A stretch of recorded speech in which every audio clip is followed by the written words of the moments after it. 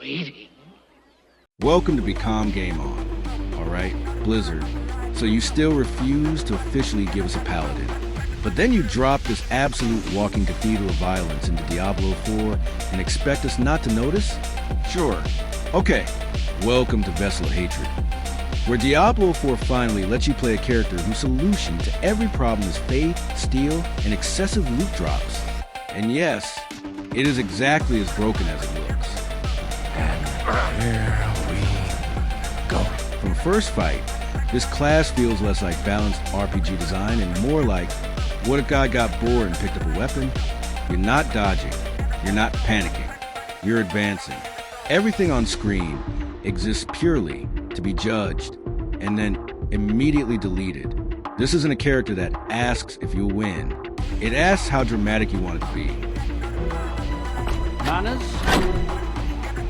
Make it mad. Gameplay-wise, this class is aggressively satisfying. Big hits, heavy impacts, that unmistakable Diablo crunch where enemies don't just die, they disagree with reality. You feel powerful early, and that power never really drops off. If anything, the game just keeps throwing bigger problems at you like, okay, but what about this? And the Paladin fantasy just responds with more violence. There's zero wet noodle phase here. No awkward early grind. You log in, you hit things, the screen explodes. As it should. Just bring it, bitch! This class is pure power fantasy. You walk into mobs like a divine HR complaint.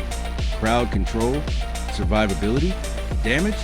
Yes, the kit rewards standing your ground instead of panic rolling like a Souls player who just saw their stamina bar vanish. You're not fast, but you don't need to be. Enemies come to you, and they regret it immediately. It feels less like playing Diablo, and more like enforcing Diablo.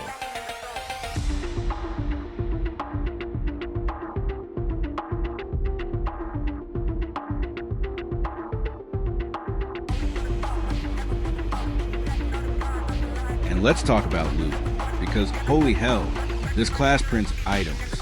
Every dungeon turns into a confetti cannon of legendaries. Your inventory fills up so fast you start salvaging gear out of pure spite. You're not farming loot, you're wading through it. And the best part?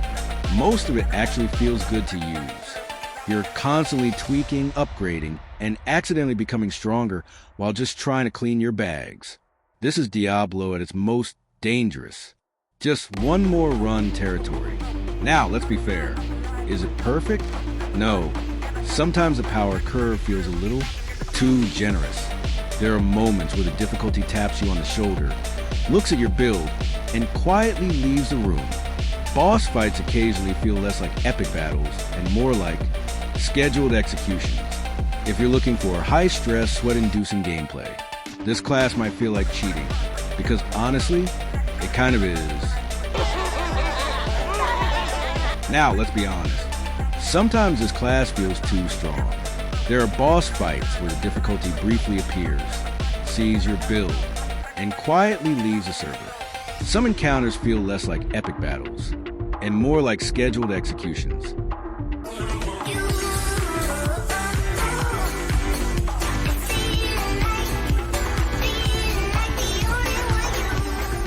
There's no real fear curve, no panic moments, no survival tension.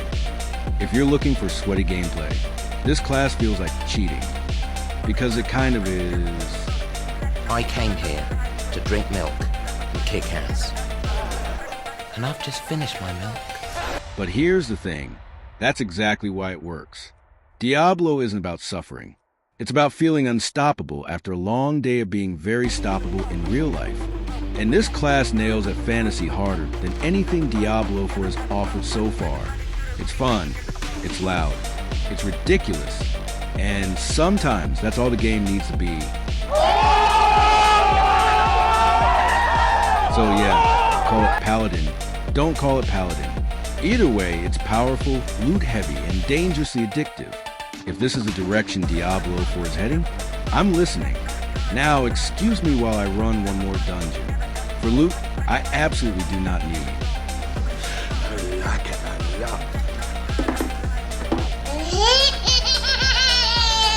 Thank you for watching.